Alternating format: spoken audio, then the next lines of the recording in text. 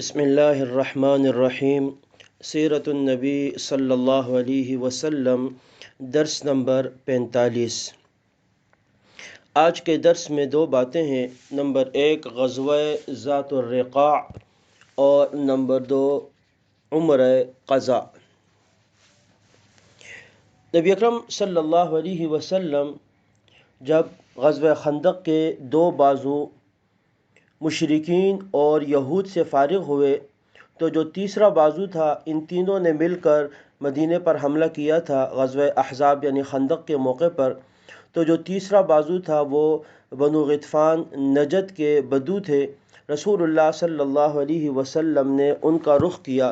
اور تقریباً 700 صحابہ آپ کے ساتھ تھے۔ بنو غطفان کی دو شاخوں بنو ثعلبہ اور بنو محارب کی طرف آپ لشکر لے کر روانہ ہوئے۔ بنو غطفان کی ایک جمعیت سے سامنا ہوا، لیکن جنگ باقاعدہ نہیں ہوئی،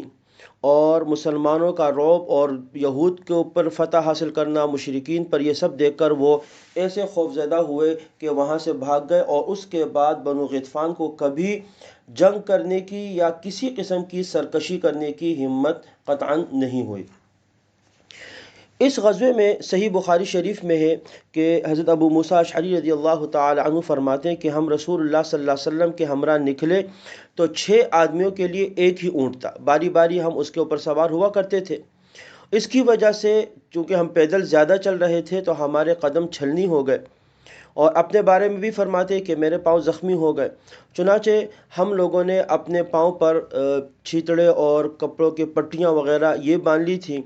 تو اس وجہ سے اس غزوے کا نام غزوہ ذات الرقاع کہا جاتا ہے۔ رقاع کپڑوں کی ان پٹیوں کو کہتے ہیں جو کسی چیز سے لپیٹ دی جائے، باندھ دی جائے، تو اس غزوے کا نام غزوہ ذات الرقاع ہے کہ صحابہ کے پاؤں چونکہ چھلنی ہو گئے، زخمی ہو گئے اور ان پر پٹیاں باندھ دی گئی، اس وجہ سے اس کو یہ نام دیا گیا۔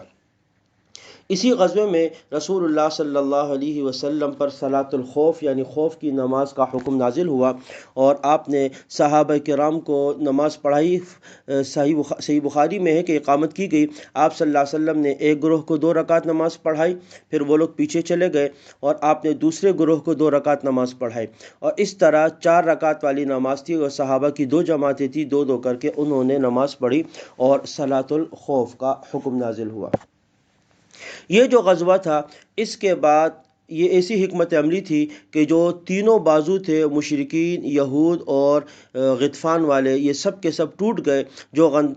خندق کی جنگ میں مدینے پر حملہ آور ہوئے تھے، اور اس کے بعد تمام جو علاقے تھے یہاں پر امن و سلامتی کا دورہ ہو گیا۔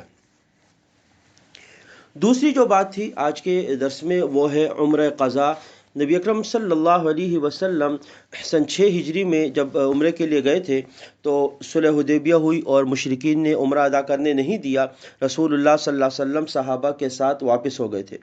صلح حدیبیہ کی شرائط میں ایک شق یہ بھی تھی کہ آئندہ سال رسول اللہ صلی اللہ علیہ وسلم عمرے کے لیے آئیں گے اور صرف 3 دن مکے میں قیام کر سکیں گے۔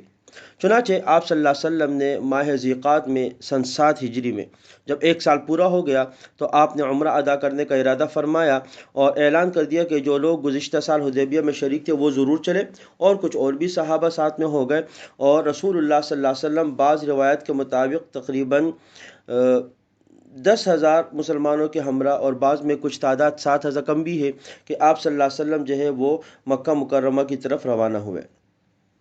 چونکہ کفار مکہ کا اعتبار نہیں تھا، گزشتہ سفر میں بھی روک چکے تھے، تو رسول اللہ صلی اللہ علیہ وسلم نے کچھ ہتھیار بھی ساتھ میں لیے، اور مکہ سے کچھ دور فاصلے مقام وطن پر آپ نے وہ ہتھیار وہاں چھوڑ دیے، اور صحابہ کے ایک دستے کو وہاں مقرر کیا کہ وہ اس کی حفاظت کرے۔ رسول اللہ صلی اللہ علیہ وسلم صحابہ کے ساتھ لبیک کہتے ہوئے مکہ مکرمہ میں داخل ہوئے، تو کفار اس کو برداشت نہیں کر سکے، اور غصے کی وجہ سے اور اندر کے جلن کی وجہ سے وہ مکہ کو چھوڑ کے اوپر پہاڑوں کی طرف چلے گئے،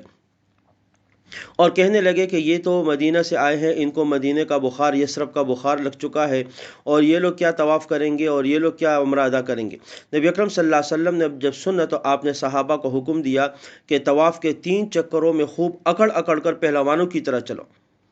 اور اسی کو رمل کہا جاتا ہے، اور یہ سنت آج تک باقی ہے کہ جب آدمی عمرہ کر رہا ہو تو اس کے اندر